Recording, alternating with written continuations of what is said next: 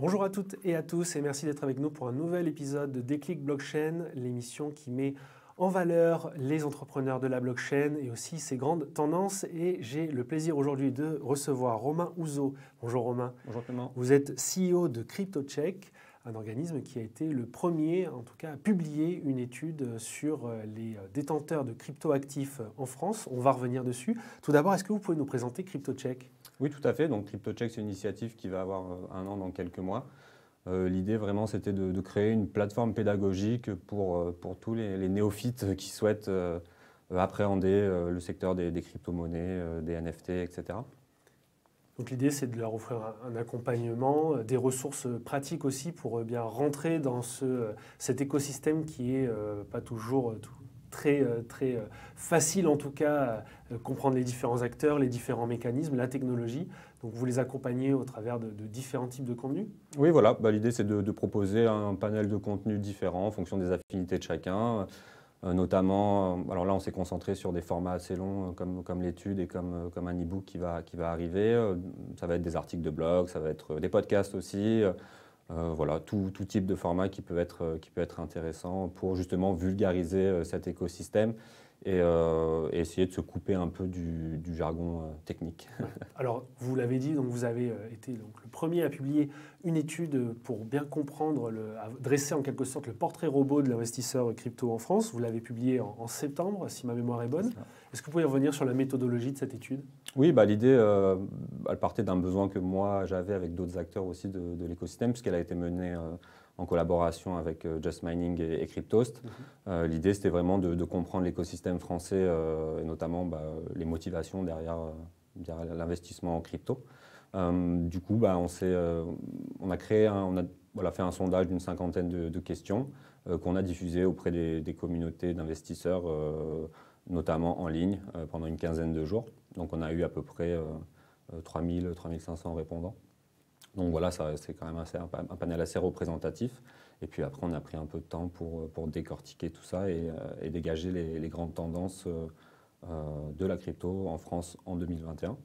L'idée étant de renouveler l'opération chaque année pour suivre les évolutions. Et mettre à jour dans un écosystème, en tout cas qui bouge, tout va très vite. L'idée, donc, on va revenir sur les résultats de cette étude afin de permettre à ceux qui nous suivent et qui potentiellement sont intéressés, les entreprises, les marques qui souhaitent s'investir sur le secteur des crypto-monnaies de la blockchain et notamment comprendre quels sont les codes et à qui finalement ils s'adressent.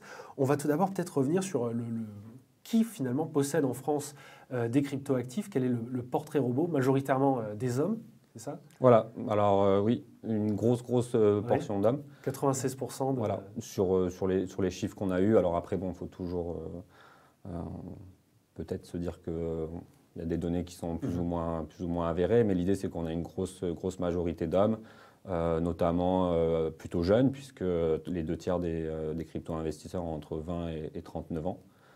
Donc on est sur une population jeune. Avec un tiers qui ont aussi seulement entre 20 et 29 ans, donc on voit vraiment très jeunes, assez éduqués, la moitié ont un diplôme supérieur Bac+2. Et aussi ce qui était, je trouve, intéressant, c'est que la moitié d'entre eux sont arrivés en tout cas sur ce marché il y a moins d'un an. Oui. En fait, il y a eu un gros bull run entre 2020 et 2021. Forcément, ça a attiré beaucoup de gens sur les cryptos. Donc voilà, on a une bonne moitié de néo-crypto-investisseurs qui sont là depuis moins d'un an et qui forcément ont des niveaux de connaissances assez limités puisque tout jeunes sur le marché. Et donc d'ailleurs, ils en sont très conscients puisque pratiquement 50% d'entre eux se déclarent totalement débutants et n'ont pas forcément fait ou pu suivre des formations dans le domaine de la crypto. Je crois que c'est seulement 14% d'entre eux qui ont suivi des formations. D'accord. Donc, d'où l'intérêt de l'offre de CryptoCheck pour aller les accompagner. Et ça, ces résultats, ils viennent corroborer aussi les données qu'on avait eues, notamment au travers de l'intervention de Walsio sur notre plateau, avec Pierre Moiseau, qui nous disait que CryptoCheck, un récent rapport de Crypto.com, indiquait que le nombre de possesseurs de crypto en France avait doublé en 2021 et qu'on avait franchi la barre des 2 millions. Donc ça, c'est toujours très intéressant. Il y a énormément de monde qui sont attirés par ces sujets. Donc c'est intéressant pour les entreprises qui souhaitent aussi travailler leur image auprès de cette communauté-là.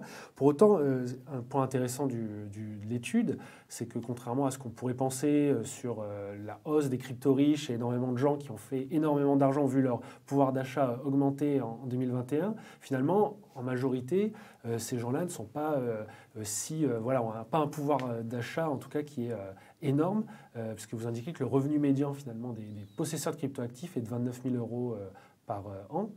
Donc, en deçà de la moyenne, du revenu médian en France. Ouais, c'est ça, tout à fait. Oui, on s'est rendu compte qu'on était sur une population qui n'était pas forcément riche, comme on peut l'entendre. Après, il y a peut-être aussi un biais, encore une fois, dans les réponses, parce qu'on peut se dire que des gens qui ont des niveaux de fortune élevés n'ont peut-être pas forcément envie de les divulguer non plus. Mais bon, on est quand même sur une tendance qui est avérée, je pense. Voilà, c'est un phénomène il y a une corrélation pour moi entre l'âge des détenteurs, leur CSP et leurs revenus.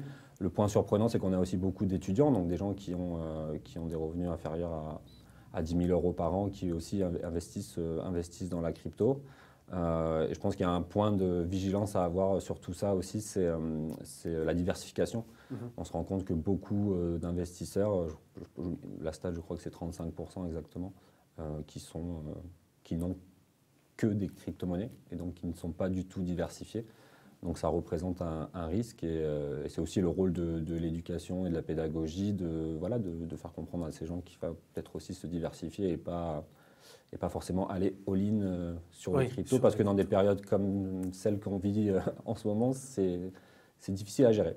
Voilà, donc alors, ce qui était aussi intéressant, c'est que sur l'étude, on voit que le portefeuille moyen est de 5 000 euros, donc une étude qui avait été réalisée à l'été 2021.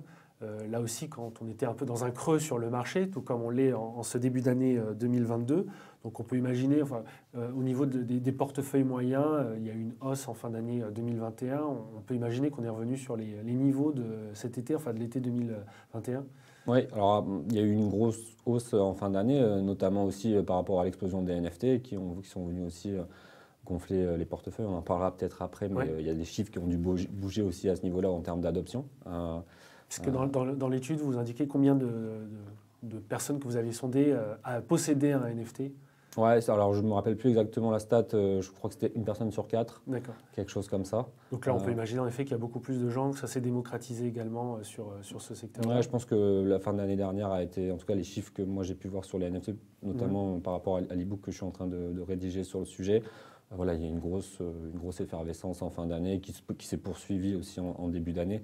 Donc ça a dû venir aussi gonfler les portefeuilles à ce niveau-là. Sur ce sujet des NFT, on voit ce qui est intéressant aussi, comment ces univers crypto sont très reliés à ceux du gaming, puisque lors de la publication de l'étude, on voyait que les principaux NFT qui étaient possédés par les gens que vous aviez sondés étaient rattachés en tout cas à l'univers du gaming. Donc on pense bien sûr aux Français de Sorare, mais aussi à d'autres jeux comme Axie Infinity par exemple.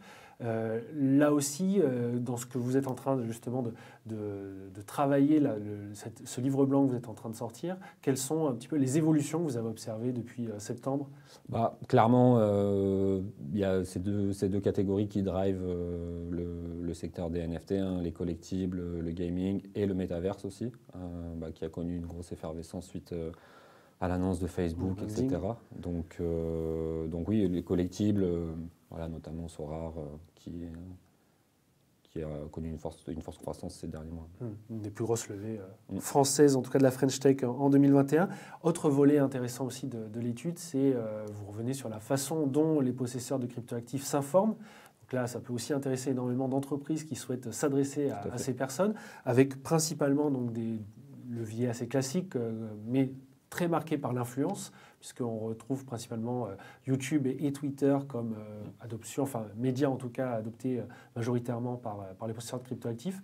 Et là encore, donc, des médias qui sont peut-être plus rattachés à l'univers du gaming, avec par exemple 36% des sondés qui s'informent via Discord, ou encore un quart qui s'informent via Twitch. Oui, c'est vrai qu'on est loin du stack marketing classique, Instagram, Facebook, etc.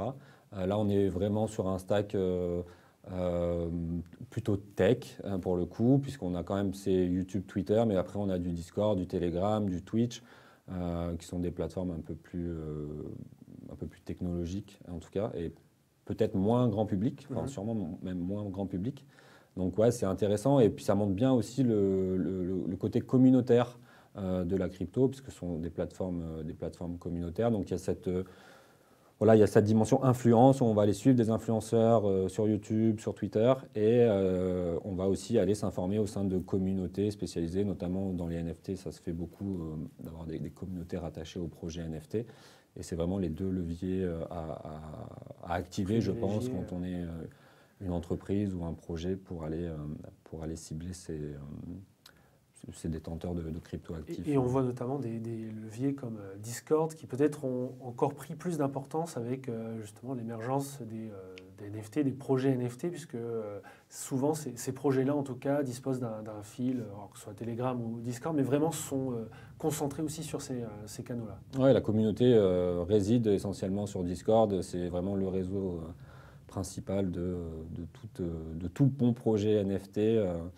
Et ce qui est un peu aussi ambigu, puisque je me rappelle il y a quelques mois, à un moment, Discord avait annoncé peut-être intégrer directement un wallet au sein de l'application, et il y a eu une levée de bouclier de la part de certains utilisateurs. Donc Discord, il reste quand même... C'est là qu'on voit que voilà, la communauté gaming, en tout cas dans son ensemble, est encore très partagée sur l'adoption des NFT et plus globalement des crypto-monnaies. Tout à fait. Merci beaucoup Romain, en tout cas, d'être venu pour nous présenter ce projet. Gimmick de l'émission, vous, personnellement, quel a été le déclic qui vous a fait venir sur ce secteur de la blockchain et des crypto-monnaies pour entreprendre? Ouais, alors moi, ça s'est fait en deux temps. Le premier temps a été en 2017-2018, quand j'ai commencé à m'intéresser un petit peu au Bitcoin. Lors du précédent Bull Run. Voilà, tout à fait. Malheureusement, ce que j'ai trouvé, en tout cas comme information, n'a pas réussi à me convaincre, et j'ai assez rapidement fermé la porte. Puis 2 ans se sont écoulés jusqu'en 2019, et je me suis dit non, mais c'est pas possible, tout le monde en parle. Je suis dans le web, il y a quelque chose que j'ai dû rater. Et là, je me suis replongé dedans, dans le livre blanc de Satoshi Nakamoto, etc. Et vraiment, le déclic pour moi, ça a été quand j'ai compris que chaque blockchain avait sa crypto, et que toutes les cryptos n'avaient pas vocation à devenir la nouvelle monnaie virtuelle, mais qu'en fait, elles venaient nourrir leur écosystème. Et ça a vraiment été le déclic qui m'a amené à aller creuser ensuite chaque blockchain pour bien comprendre que chacune d'entre elles a sa proposition de valeur et a son objectif. Et à partir de là, forcément, j'avais aussi envie de partager ça avec les autres, et ça m'a donné envie de créer CryptoCheck. Eh bien, merci en tout cas d'avoir partagé les résultats de cette étude aujourd'hui avec nous. Prochaine édition donc à attendre pour la rentrée prochaine, en septembre prochain. Tout à fait, on remet ça, on va rouvrir les questionnaires à la fin du printemps pour une publication en septembre. Et en attendant, un livre blanc sur les NFT qui devrait arriver le mois prochain, sujet tendance, et puis d'autres, des podcasts. Des vidéos. Donc. Super, on attend ça avec grande impatience. Merci beaucoup Romain, et merci à vous de nous avoir suivis donc, pour un nouveau numéro de Déclic Blockchain, et on se retrouve bientôt pour une nouvelle émission. Au revoir.